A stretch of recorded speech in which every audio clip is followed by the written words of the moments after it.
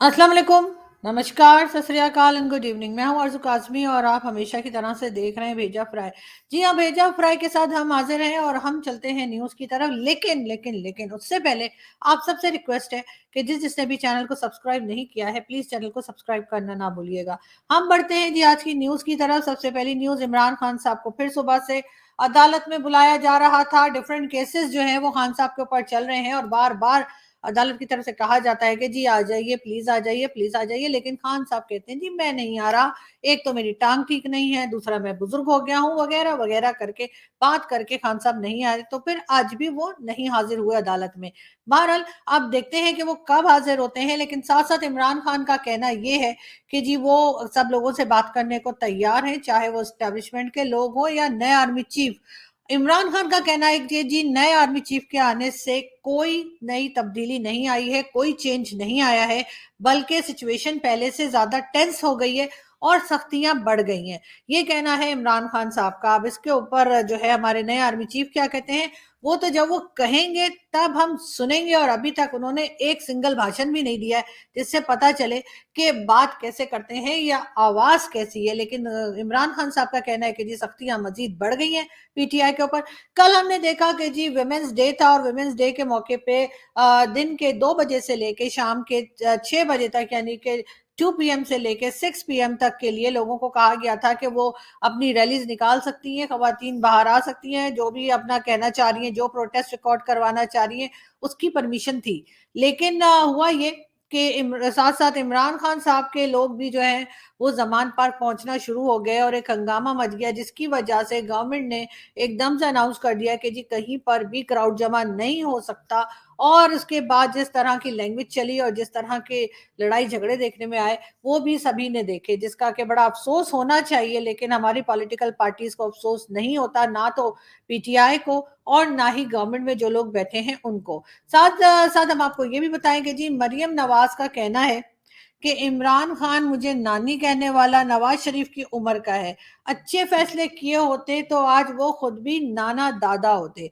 बिल्कुल जी, ये जो एक पर्सनल अटैक्स हमारी पॉलिटिकल पार्टीज में शुरू हो गया है, बड़ा एम्बैरेसिंग है और नहीं होना चाहिए। लेकिन हम यही देख रहे हैं कि एक दूसरे के ऊपर इस किस्म के पर्सनल अटैक्स किए जाते हैं। जो ट्विटर ट्रेंड चल रहे हैं वो बड़े अफसोसनाक है, जिसमें मरियम नवाज साहिबा के लिए पीटीआई वाले बहुत गलत लैंग्वेज इस्तेमाल करते हैं और जवाब में पीएमएलएन वाले भी इमरान खान साहब के लिए अजीब अजीब सी बातें लिखते हैं। मेरा ख्याल है ऐसा नहीं होना चाहिए। ठीक है, आप लोग अपने अपनी जो परफॉर्मेंस रही है आपकी पॉलिटिकल पार्टीज को लेकर, उसके ऊपर बात कीजिए। गलतियां तो सभी ने की हैं, एक दूसरे को बिल्कुल गलतियां भी बताइए, लेकिन अच्छे काम अगर कोई किए हैं तो वो भी गिनाइए। और अगर एक दूसरे के साथ कोई डिफरेंसेस हैं तो उनको आप अच्छी जबान में भी, मतलब छोटी वाली गालियां छोटी मोटी ऐसी होती ना, वो दे सकते हैं। ये आप लोग तो इतनी बड़ी-बड़ी पता नहीं क्या-क्या बोल रहे होते, तो वो थोड़ा-सा अवॉइड कीजिए तो ही अच्छा होगा। साथ-साथ हम आपको ये भी बताएँ, मुल्क का मुस्तकबिल नौजवानों के हाथों में है, यानी कि जो कंट्री का फ्यूचर है, वो जो नई जनरेशन आ रही है, जो यूथ है, उसके हाथ में है। ये कहना है जी मरियम नवाज़ साहिबा का। ये बातें तो ख़ैर इमरान खान भी किया करते थे, जब इमरान खान ने प्राइम मिनिस्टरशिप की तरफ आना था या प्राइम मिनिस्टर बनने जा रहे थे। एक चीज़ हम आपको और बताते चलें कि जी बहुत टीटीपी वालों की कुछ दिनों से खबर नहीं थी। मैंने कहा पता नहीं कहाँ चले गए। वो शायद इंतज़ार कर रहे हैं कि कब आईएमएफ के पैसे मिलेंगे और कब हम उनको देंगे और कब वो भी जाके अपना खजूरे-वजूरे खरीदेंगे। आपको तो पता ही है रमज़ान आ रहा है, 100 खर्चे होते हैं। मगर हुआ ये कि जी अभी तक आईएमएफ ने जो है वो हमें पैसे नहीं दिए, फंड अभी तक पाकिस्तान को नहीं मिला है। बार-बार हमारे जो फाइनेंस मिनिस्टर साहब हैं, इसहाक डार साहब, वो कहते हैं कि जी इस वीक हो जाएगा, फिर कहते हैं अगली वीक हो जाएगा, फिर कहते हैं नेक्स्ट वीक हो जाएगा, फिर कहते हैं इस वीक हो जाएगा। और इस बार भी उन्होंने यही कहा है कि नेक्स्ट 2 वीक्स के अंदर जो है कहीं न कहीं से हम कोई बातचीत करके और किसी रिज़ल्ट पे पहुँच जाएँगे और आईएमएफ से हमें लोन मिल जाएगा। अब ये बातें सुनते टीटीपी वाले तो थक गए। हम लोग को तो ख़ैर आदत है, पाकिस्तान में जो लोग रहते हैं, हमने कहा चलो कुछ ना कुछ करके कोई ना कोई जुगाड़ लगा के पैसा आ ही जाएगा। लेकिन टीटीपी वाले भाई, इनका तो सब्र ही नहीं है। मतलब उन्होंने फ़ौरन जी एक लेटर इश्यू कर दिया है, जो बड़ी आसानी से आपको सोशल मीडिया पे मिल जाएगा और उसमें ये कहा गया है कि केपी के और उसके आसपास के इलाकों को जो है वो हाई अलर्ट पे रख दिया है पाकिस्तान गवर्नमेंट ने, क्योंकि कहा यह जा रहा है कि टीटीपी वाले कोई अटैक प्लान कर रहे हैं, यानी कि केपीके में और पख्तूनख्वा जो है वहां पर, और आसपास के इलाके बोले तो इस्लामाबाद, जी जी जी, आसपास के इलाकों में इस्लामाबाद भी आता है, मतलब कमाल ही हो गया। लेकिन खैर कोई बात नहीं, मैं डरती वरती किसी से नहीं हूँ। अच्छा, तो मैं ये बता रही थी कि आपको ये खबर दे रही थी मैं कि जी टीटीपी वाले जो हैं वो अटैक प्लान कर रहे हैं, और मेरा ख्याल है कि उनको रोज हमें नहीं करना चाहिए, बहुत गुना मिलता है और बहुत तरह भी नहीं मिलेंगी अगर इन्होंने कोई ऐसी वैसी हरकत की, वो भी रमजान में। लेकिन खैर सीरियस हो जाते हैं, थोड़ा सा सीरियस होकर बात करते हैं। मैं तो वैसे भी बहुत सीरियस होकर बात करती हूँ, मुझे नहीं पता आप लोग क्यों हंसते हैं। लेकिन हाँ, ये जरूर है कि जी टीटीपी ने जो है एक बार फिर जो है वो अपना अटैक प्लान किया है, और कहा यह गया है कि केपी के और उसके आसपास के जो सिटीज हैं या इलाके हैं वहां पर हो सकता है, और उसकी वजह से गवर्नमेंट ने जो है इस पूरे इलाके को जो है हाई अलर्ट पे रख दिया है।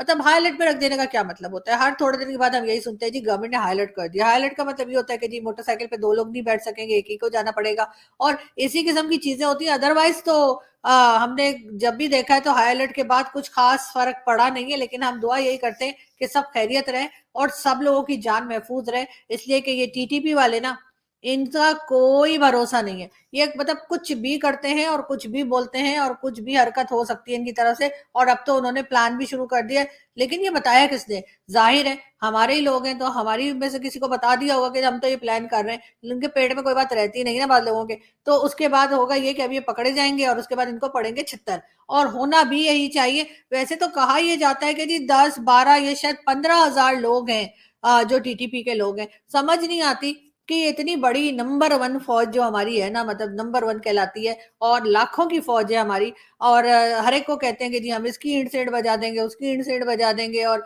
इस किस्म की बातें करते हैं। तो ये लोग 15,000 लोगों को काबू क्यों नहीं कर पा रहे? और इनका इलाज क्या है? टीटीपी वालों का इलाज तो वही है जो अक्सर हमारे इंडियन फ्रेंड्स भी कहते रहते हैं कि बस जी जहां देखो उड़ा दो, जहां देखो उड़ा दो। तो बस यही इलाज है, क्योंकि बातचीत से तो संभलते नहीं है, और जो पैसे हम उनको देते हैं, जो हथियार हम उनको देते हैं, वो तो थोड़े दिन में वो खा पी के बराबर कर देते हैं, और उसके बाद फिर आ जाते हैं लाओ और निकालो। तो जी ये उन्होंने जो एक सुपारी लेने का, सुपारी नहीं क्या बोलते हैं उसको, भत्ता लेने का जो उन्होंने शुरू कर रखा है ना, वो चीज जो है वो हमें रोकनी चाहिए। और इसका तरीका यही है कि इनके आगे डरने के बजाय, इनके आगे झुकने के बजाय, इनको जो है पकड़ पकड़ के इनका ना काम तमाम कर दीजिए, तभी ये टीटीपी वाले आराम से होंगे। अदरवाइज तो यही चलता रहेगा कि इधर हमें आईएमएफ से भीख मांग के, सॉरी, आईएमएफ से हम लोन लेकर आएंगे, कैसे तैसे करके हम नाक रगड़ के उनके जो है ना जमीन से लकीरें खींच के हम लेकर आएंगे पैसे, और जी इनको भी देने पड़ जाएंगे। मतलब पहले ही इतना सा आ रहा है, जैसे कहते हैं ना ऊंट के मुंह में जीरा, एक मुहावरा है, मुझे नहीं पता आप लोगों को आता है कि नहीं, मैंने सुना था बचपन में। तो जी ऊंट के मुंह में जीरा जैसा है, इतने से हमें फंड मिलने वाला है $1 बिलियन का, और उसमें जी ये टीटीपी वाले भी आ जाएंगे, लाओ जी हमें भी दो। तो ये तो बड़ी गलत बात है। तो मेरा ख्याल है इनके साथ अगर कोई ऑपरेशन लॉन्च कर दिया जाए इनको जो है वो साइड पे करने के लिए, तो ही बेहतर होगा। वैसे मैंने देखा कुछ जो है ना वो अफगानिस्तान वाले मेरे ट्विटर अकाउंट को भी फॉलो कर रहे हैं। मैं तो सुबह देखा तो मैं तो ई डर गई। लेकिन नहीं नहीं, डरती वरती मैं किसी से भी नहीं हूँ, लेकिन मैं फिर भी कहूंगी कि जी इनका एक ही इलाज है टीटीपी वालों का, और वो ये है कि इनको चुन चुन कर इनको खत्म किया जाए, और कोई जबान ये नहीं समझते, तो इसलिए बेकार है कि इनसे डायलॉग किया जाए। यानी कि हम अपने साथ जिन कंट्रीज के साथ हमारी थोड़ी बहुत लड़ाई झगड़ा या टेंशन चल रही होती है, उनसे तो हम डायलॉग करते नहीं, और इन टेररिस्ट के साथ बैठ के डायलॉग करने में हम बड़े इंटरेस्टेड हैं। ये चीज आज तक ना किसी को समझ में आई है, और ना ही मुझे समझ में आई है, इस वजह से मैं आप लोगों को भी नहीं समझा सकती। तो फिर रहने देते हैं इस बात को यहीं पे, और हम बढ़ जाते हैं आगे। जी हाँ, आगे हम दूसरी न्यूज की तरफ चलते हैं। और जी ये है लेफ्टिनेंट जनरल रिटायर्ड जो है, इनका नाम क्या है, नजीर अहमद साहब, और इनको जी लगा दिया गया है कहाँ भला, नैब में। हाँ जी, अब आप लोग कहेंगे कि जी नैब तो सिविलियन इदारा है। बिल्कुल जी, जो है नैब जो है वो सिविलियन इदारा है, लेकिन आप तो जानते ही हैं कि भाई लोग जब रिटायर हो जाते हैं तो कहते हैं भाई घर बैठ के मटर छीलने से तो बेटर है कि आप हमें किसी इदारे में लगा दीजिए। इसलिए कि वैसे तो आपको मालूम ही है ना कि मटर वटर भी छील लेते हैं, लेकिन बहुत से लोग ऐसे हैं जिनको मटर छीलना पसंद नहीं है। अब देखिए ना, ये पैकेट भी आप देख सकते हैं मटर का, फौजी मटर, जी हाँ। तो उन्होंने सोचा कि जी मटर छीलने से तो बेटर है कि आप लोग मुझे नैब में लगा दें, तो ये कि चलो कुछ मतलब कुछ माल पानी, कुछ कमाई हो जाएगी, कुछ आगे मतलब फ्यूचर के लिए, बच्चों के लिए, बच्चों के बच्चों के लिए और आगे 7 नस्लों के लिए कुछ जमा हो जाएगा। तो ये सोचकर जो है वो इन्होंने कहा कि ठीक है जी, आप ऐसा करें कि आजकल नैब में जगह खाली है, मुझे नैब में लगा दें। तो बिल्कुल जी, गवर्नमेंट क्योंकि हमेशा से ऐसी ही मिली है हमें कि जो फौजियों के आगे जो है वो हाथ जोड़ के खड़ी रहती हैं। तो जी बिल्कुल इन साहब को भी जो है वो वैसे आँखें इनकी बड़ी अच्छी है ना, कलर्ड कलर्ड आईज़ हैं, बड़े मतलब खूबसूरत से आदमी है, लेकिन ये है कि अब नैब में लग गए सर, घर बैठते तो ज़्यादा अच्छा था। अब मतलब गोल्फ खेलते और इसी तरह से घूमते-फिरते रहते, पैसा तो होगा आपके पास काफ़ी। ज़ाहिर है इतने अरसे आपने रिटायर हुए हैं तो फिर कुछ ऐसे ही तो रिटायर नहीं हो जाते ना, हमारे फौजी को इंडियन फौजी तो है नहीं कि बस काम किया और फिर रिटायर हो गए। हमारे फौजी अल्हम्दुलिल्लाह बहुत काम करते हैं और बहुत पैसा-वैसा बनाने के बाद रिटायर होते हैं और उसके बाद भी रिटायर होके भी कहते हैं कि नहीं, अब मुझे किसी सिविलियन इदारे में लगा दो। और जो सिविलियंस हैं वो जी वो गए मतलब जो कहते हैं ना गई भैंस पानी में, तो वो सिविलियंस जो है वो गए भैंस पानी में हो जाते हैं। तो जी ये साहब भी जो है नैब में लग गए हैं, अब देखते हैं जी कितने दिन रहते हैं और क्या कुछ बनाते हैं, और जब चले जाएँगे हम वो बाद में बताएँगे कि क्या बनाए, क्योंकि जब तक ये अपनी पोस्ट पे रहते हैं तब तक तो किसी की हिम्मत होती नहीं है कि इनके बारे में कोई बात करे। और मुझे भी नहीं है तो मैं तो वैसे ही कह रही हूँ कि मुझे तो बड़े मतलब पसंद आए, मुझे लग रहा है कि बहुत अच्छा काम करेंगे ये, और वाक़ई में ये ना होता कोई और फौजी होता, लेकिन सिविलियंस बहरहाल नहीं होते। और फिर ये लोग कहते हैं कि जी सिविलियंस जो हैं उनकी हुकूमत होनी चाहिए, तो सर हर जगह तो आप लोग बैठे हुए हैं, चाहे स्टिल मिल हो, चाहे पीआईए हो, चाहे नैब हो, चाहे किसी भी ऑफिस का आप नाम ले लीजिए पाकिस्तान में जहाँ पे सिविलियंस को होना चाहिए, वहाँ पे हमारे फौजी बैठे हैं। तो अब क्या करें सर, बॉर्डर पे फिर सिविलियंस को भेज देते हैं, वैसे भी उनकी जान की तो कोई कीमत है नहीं। तो ये कि सिविलियंस को फिर आपका काम करने भेज देते हैं, क्योंकि आप तो सिविलियंस का काम कर रहे हैं, मतलब जिसको जो काम करना चाहिए वो उधर नहीं है। और पाकिस्तान में सबसे बड़ी गड़बड़ यही है कि हर कोई जो है ना, जिसको जो काम करना चाहिए, जो काम आता है या जिस काम के लिए है, वो छोड़कर और कुछ और कर रहा है। तो इसी वजह से हमारा आज ये हाल है कि हम जगह-जगह फिर रहे हैं, लेकिन कोई हमें फंड देने को तैयार नहीं है। खैर, हम चलते हैं अगली न्यूज़ की तरफ। सानिया मिर्जा की पार्टी में शोएब मलिक गैर हाजिर रहे और फिर से सवाल उठने लगे। जी हाँ, शोएब मलिक और सानिया मिर्जा में मुझे लग रहा है 36 का आंकड़ा हो गया, क्योंकि अक्सर यही खबरें आती रहती हैं। और एक बार फिर सानिया मिर्जा के घर में कोई इवेंट था और उसमें शोएब मलिक नहीं थे। हो सकता है उन्होंने बर्तन वर्तन धुलवाने शुरू कर दिए सानिया मिर्जा ने, तो इस वजह से वो नहीं आए। लेकिन बहरहाल उस पे कई वो होते हैं ना, हमारे यहाँ भी होता है बुआ और मौसी और मामा चाचा और मामी चाची, और ये सब माँ, ये सब लोग बोलना शुरू हो जाते हैं। अगर कोई नजर ना आए ना तो अरे कहाँ गया, खैरियत तो है ना, मतलब झगड़ा तो नहीं हो गया, अलग तो नहीं हो गया, इसी किस्म की बातें शुरू कर देते हैं। तो बहरहाल हमारे मीडिया का भी यही काम है, हमारी मीडिया भी किसी बुआ या मौसी से कम नहीं है। तो जी जैसे ही देखा कि जी शोएब मलिक नहीं है, तो जल्दी से खबर लाए और ठक करके जो है वो छाप दी कि चलो जी देखते हैं कि क्या होता है। बहरहाल हम अच्छे की दुआ करते हैं उनके लिए। हमारे पास पॉलिसी भी है, प्लान भी है और रोड मैप भी है। तुम्हारे पास क्या था? अपने अफलातूनों को ले आओ, मुकाबला कर लेते हैं। इसाक डार साहब का ये कहना है इमरान खान साहब से। वो मुझे से याद आ गई दीवार फिल्म का डायलॉग, बच्चन साहब और शशि कपूर जी, बहुत मेरे फेवरेट। जी वो कहते हैं ना, मेरे पास पैसा है और क्या, घर है, पैसा है, गाड़ी है, तुम्हारे पास क्या है? तो उन्होंने कहा मेरे पास माँ है।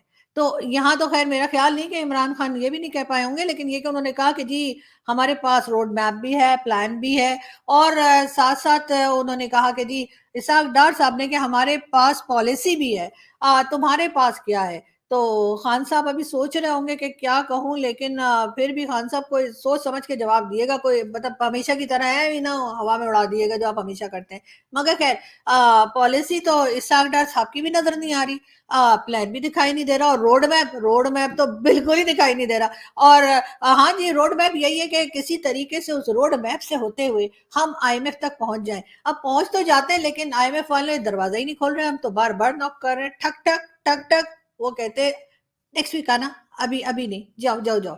तो बार बार यही हो रहा है। लेकिन बहरहाल इसाक डार साहब को एक बार फिर उम्मीद है कि जी आज नहीं तो कल, कल नहीं तो परसों, इतनी जल्दी क्या है बेटा, जब जीना है बरसों। तो जी उन्होंने ये कहा कि जी आईएमएफ वाले पैसे दे देंगे, हौसला रखिए और आप लोगों को हौसला ही रखना चाहिए। मगर खैर हम चलते हैं जी अगली न्यूज की तरफ। और अगली न्यूज हमारे पास बिल्कुल आपके लिए जो मौजूद है वो है जी फवाद चौधरी साहब को लेके। फवाद चौधरी साहब का कहना है कि शहबाज शरीफ इसहाक डार की हैसियत नहीं, असल गवर्नमेंट एस्टैब्लिशमेंट की है। वाह वाह वाह वाह, क्या बात की है जी।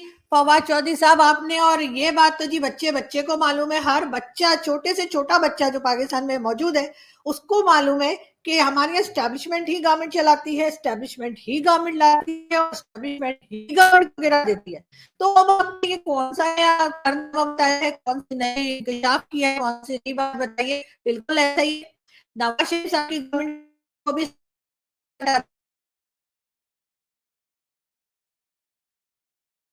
नहीं हटा दिया, और उसके पहले चाहे वो बेनजीर भुट्टो रही हो, चाहे नवाज शरीफ की गवर्नमेंट जितनी बार भी गई हो, या चाहे आसिफ अली जरदारी हो, परवेज मुशर्रफ हो, या कोई भी नाम ले लीजिए, स्टैब्लिशमेंट लाती है और स्टैब्लिशमेंट ही हटा भी देती है। बहुत बार लोग ये भी कहते हैं कि, क्या कहते हैं वो तो मैं बता ही दूंगी, मतलब आप लोग भी ना, आपको पता है मुझे फजूल बातें करने की आदत नहीं है, इसलिए मैं थोड़ा सा ना रुक रुक के आप लोगों को बता रही हूँ, लेकिन खैर अभी आप एक वीडियो देख लीजिए, फिर बात करते हैं। जिंदगी में चलना है तो वरना अच्छी तरह चल, नहीं तो ऐसा सबक सिखाऊंगा कि दुनिया को मुंह दिखाने का लायक नहीं रहोगे। ये मेरा एरिया है और एरिया में कोई भी इंटरेस्ट नहीं करना, ओके? क्योंकि जिंदगी सिर्फ 4 दिन की जिंदगी है, वरना ऐसा 2 दिन में खेल दिखाऊंगा कि 4 दिन से पहले अपना एरिया साफ कर दूंगा, ओके? I hate you. जी, अगली न्यूज़ हमारे पास आपके लिए ये है कि जी लाहौर हाई कोर्ट ने जो फैसला इमरान खान के खिलाफ आया था कि जी इमरान खान साहब की किसी किस्म की भी स्पीच जो है, या इमरान खान साहब जो भी भाषण देंगे, तकरीर करेंगे, उसको टीवी चैनल्स पे नहीं दिखाया जा सकता, ना तो लाइव और ना ही रिकॉर्डेड। उस चीज़ को जो है, यानी उस फैसले को जो है लाहौर हाई कोर्ट ने सस्पेंड कर दिया है, और अब इमरान खान साहब जब भी भाषण देंगे तो हम टीवी पर आराम से देख सकते हैं। मेरा ख्याल है होना भी यही चाहिए था, और अच्छी बात भी यही है कि एक दूसरे को मौका देना चाहिए बात करने का। ये और बात है कि आपको उनकी कही हुई बातें पसंद आती हैं या नहीं आती। मरियम नवाज का कहना है, उन्होंने एक इंटरव्यू में बात करते हुए कहा कि जी जनरल फैज हमीद जो हैं उनका कोर्ट मार्शल हो जाना चाहिए, क्योंकि नवाज शरीफ साहब की गवर्नमेंट गिराने में इन्हीं का हाथ था, और इन्होंने ही सारी साजिश की थी। इसके जवाब में जी जनरल फैज हमीद, वैसे हमारा तो ख्याल था कि कुछ बोलेंगे नहीं, जी जी वही है, वही पिछवाड़े वाले ठिशू, वही जिनकी बीवी का निशाना बहुत खराब है, बताया नहीं था मैंने आप लोगों को, हाँ वही। तो एक तो फौजी की बीवी को निशाना सही रखना चाहिए। बहरहाल वो उनकी पर्सनल बात है, हमें क्या जरूरत है थी यहाँ डिस्कस करने की। लेकिन खैर मैं आपको ये बता रही थी कि इसके जवाब में हमारा ख्याल तो ये था कि जनरल फैज हमीद साहब जो है वो मतलब चुप रहेंगे और फिर इधर दाएं हो जाएंगे, लेकिन उन्होंने कहा, उनका स्टेटमेंट सुनाया गया है, और वो ये कि उन्होंने कहा कि जी मैं तो डीजीआईएसपीआर था, और डीजीआईएसपीआर इतना स्ट्रांग नहीं होता है, मेरे हाथ में कुछ नहीं था, और ये सब कुछ बाजवा साहब का किया हुआ है। हाय! अभी इमरान खान साहब तो पहले ही कह रहे थे कि बाजवा साहब का भी कोर्ट मार्शल हो जाना चाहिए, लेकिन मरियम नवाज ने कोर्ट मार्शल सिर्फ और सिर्फ फैज हमीद साहब का जो है वो डिमांड किया है। हैरत की बात है कि अगर मतलब इनका नाम ले रही हैं तो बाजवा साहब का भी नाम ले लेती कि जी बाजवा साहब का भी हो जाना चाहिए, इसलिए कि बाजवा साहब तो खुद मान चुके हैं कि इमरान खान की गवर्नमेंट को लाए भी वही थे और फिर धड़न तख्ता भी उन्हीं ने किया। मगर बात सारी ये है कि ये कहते हुए न जाने मरियम नवाज क्यों रुक गई, वरना उनको चाहिए था वो दोनों नाम लेती। लेकिन ये भी कहा जा रहा है, लोग कह रहे हैं कि अगर वो कह देती कि जी इनके साथ साथ जो है वो वड्डे वाले बाजवा साहब का भी कोर्ट मार्शल हो जाना चाहिए, तो फिर शायद ये इंप्रेशन पड़ता कि वो इमरान खान की बात से एग्री कर रही हैं। और यहाँ तो आपको पता ही है कि गवर्नमेंट और अपोजिशन ने आपस में कसम खाई होती है कि हमने एक दूसरे की बात को कभी भी सपोर्ट नहीं करना। तो जी अब देखते हैं कि क्या होता है, और मरियम नवाज के इस स्टेटमेंट के बाद क्या होता है। लेकिन खैर उनके स्टेटमेंट के बाद फैज हमीद साहब ने भी तो कह दिया ना कि मैं अकेला तो नहीं था जी, मेरे साथ तो बाजवा साहब भी थे। अब बाजवा साहब कहाँ है पता नहीं, कोई कहता है लंदन है, कोई कहते हैं दुबई में है, कोई कहते हैं यही है, मुझे तो कहीं दिखाई नहीं दे रहे, वो न जाने कहाँ खो गए हैं, नजर नहीं आ रहे। मगर हाँ नजर आ जाएंगे। बात हम करते हैं जी अप्रैल का मंथ चल रहा है और कुछ दिनों के बाद शुरू हो जाएगा रमजान। जी हाँ, और रमजान के लिए जो है वो इमरान खान के जो बड़े करीबी इमरान खान साहब कहते हैं कि मोहम्मद बिन सलमान जी मुझे अभी भी कॉल्स करते हैं। उन्होंने बड़ा अच्छा एक अनाउंसमेंट किया है जी सऊदी अरब में, और मोहम्मद बिन सलमान का कहना ये है कि जी ना तो लाउडस्पीकर इस्तेमाल होंगे रमजान के महीने में, और ना ही कोई किसी किस्म का ब्रॉडकास्ट किया जाएगा किसी दुआ को या प्रेयर्स को या नमाज वगैरह को। और जी साथ साथ उन्होंने कहा है कि अपनी प्रेयर्स को शॉर्ट रखें, डोनेशन कलेक्ट नहीं हो सकता। और इसके अलावा उनका कहना ये है कि मॉस्क में बच्चों को नहीं लाया जा सकता और अफ्तार जो किया जाता है वो मॉस्क के बाहर होगा। और इसी किस्म की 2-4 चीजें उन्होंने और कही हैं जो कि इस रमजान में सऊदी अरब में फॉलो की जाएंगी। तो मेरा ख्याल है पाकिस्तान में भी जितने मुल्ला बैठे हुए हैं अपना डोनेशन सेंटर खोल के और धड़ाधड़ पैसे जमा करते हैं कि जी रमजान में डोनेशन हमें दे दीजिए, और उसके बाद पूरा पूरा दिन लाउड स्पीकर लगा कर और पूरा पूरा दिन भाषण चलते हैं कि लोगों के सर में दर्द हो जाए। तो पहले ही रोजे में होते हैं, लोगों ने कुछ खाया पिया नहीं होता, ऊपर से इनकी तकरीरें जो है वो खत्म ही नहीं होती मौलाना की। तो यहाँ पर भी लाउड स्पीकर के ऊपर बैन लग जाना चाहिए, इस बात के ऊपर बैन लग जाना चाहिए कि जी आप जो है वो इफ्तार जो है वो सिर्फ मस्जिद में हो सकता है, मस्जिद के बाहर हर जगह जो है वो इफ्तार खाते हुए लोग नजर ना आए। साथ साथ बच्चों को भी मना यहाँ पर होना चाहिए कि जी बच्चों को लेके वो पिकनिक पॉइंट नहीं है कि आप सब लोग पहुंच जाते हैं, वो भी ना कीजिए। और लाउड स्पीकर तो प्लीज उतार ही दीजिए इन मस्जिदों में से, इसलिए कि लोग इतने नहीं है नमाजें पढ़ने वाले जितनी यहाँ पे मस्जिदें बना के रखी है इन्होंने। इतनी मस्जिदें पाकिस्तान में है कि पब्लिक नहीं है लेकिन मस्जिदें हर किसी ने मस्जिद बनाई हुई है। और उसके बाद मेरा तो ख्याल है उनमें से आधी से ज्यादा मस्जिद को ना खत्म करके तोड़ के शहीद करके, जिसको जो वर्ड समझ आए वो मतलब वो समझ ले, बट यहाँ पे शहीद करना भी बोल देते हैं, मस्जिद को तोड़ना भी बोल देते हैं, हटाना भी बोल देते हैं, मतलब कुछ भी। वो मस्जिद को हटा के वहां पे लाइब्रेरी बना दीजिए, स्कूल बना दीजिए, वहां पर किसी ऐसे इंसान को जो बेचारा सड़क पे सो रहा है, जिसके पास घर नहीं है, फ्लड में कुछ बेचारे का घर चला गया है, किसी और बात में उसको मसला है, उसको वहां घर बना के दे दीजिए, उसके घर पे छत कर दीजिए। मेरा ख्याल है ऊपर वाला आपकी इन बातों से ज्यादा खुश होगा, बजाय इसके हर किसी ने मस्जिद बनाई हुई है और उसके बाद लाउड स्पीकर पूरा दिन भाषण देते रहते हैं या फिर डोनेशन मांगते रहते हैं। और एक सबसे बड़ा प्रॉब्लम जो पाकिस्तान में मुझे यकीन है कि मेरे जो इंडियन दोस्त देख रहे हैं उनको शायद ये नहीं मालूम होगा, जितने इंडियन गाने, जितने नए पुराने हर फिल्मी सॉन्ग जो इंडियन है उन सबकी नाते बना के रखी हुई है। और अभी से नहीं, हमेशा से, जब मैं छोटी सी थी तब से यही हो रहा है। मैं और मेरे भाई बैठ के हम बताते हैं ये वो वाला गाना है, ये बच्चन साहब की फिल्म का है, ये अनिल कपूर की फिल्म का है, ये सलमान खान वाला। तो ये अभी तक जो है यही सिलसिला चल रहा है। और हर मस्जिद में पूरे, मैं तो रिकॉर्डिंग करके भी आप लोगों को दिखा देती, लेकिन ये कि वो उन लोगों की मतलब आवाज जब शुरू होंगे ना, ये सारी नातें शुरू होंगी सारी फिल्मी गानों पे। लेकिन प्रॉब्लम ये है कि यहाँ पे किसी को ना शर्म आती है ना कुछ होती है, वो कहते जी बड़े ट्यून बड़ी अच्छी है, बड़ा अच्छा लग रहा है, तो चलो उसमें नात बना देते हैं। अजीब व गरीब किस्म के लोग यहाँ रहते हैं। और मुझे हैरत है कि जब हिंदुस्तान पाकिस्तान एक ही था तो जो लोग वहां पर इस वक्त रह गए वो हमें सहते कैसे थे, क्योंकि जो पागलपन, जो दीवानगी या जो बावलापन मैंने यहाँ पे देखा है, वो मेरा ख्याल है जब ये लोग वहां थे तो बस मतलब बल्ले बल्ले ही होती होगी। खैर, हम यहाँ से चलते हैं और आपसे मुलाकात होगी नेक्स्ट वीडियो में। बिल्कुल अपना बहुत सारा ख्याल रखिएगा, हंसते रहिए, मुस्कुराते रहिए। और जी टेंशन लेने की कोई बात नहीं है, ना पाकिस्तान के लिए ना किसी और के लिए। पैसे वैसे हमें मिल जाएंगे, वो हम देख लेंगे, बाकी रह गए टीटीपी वाले, हाँ वो टेंशन है। लेकिन मेरा ख्याल है उसको भी किसी ना किसी तरीके से हम बहला फुसला ही लेंगे। लेकिन बस ये दुआ है कि सब लोग खैरियत से रहें और किसी किस्म का ये जो उन्होंने लेटर वेटर इशू किया अभी, गवर्नमेंट ने भी किया खैर हाई अलर्ट का, तो वो सब लोग खैरियत से रहें और सब हमारे लिए दुआ करें और अपने लिए भी दुआ करें और हंसते रहें, मुस्कुराते रहें और हमारे चैनल को सब्सक्राइब करना ना भूलें। Thank you.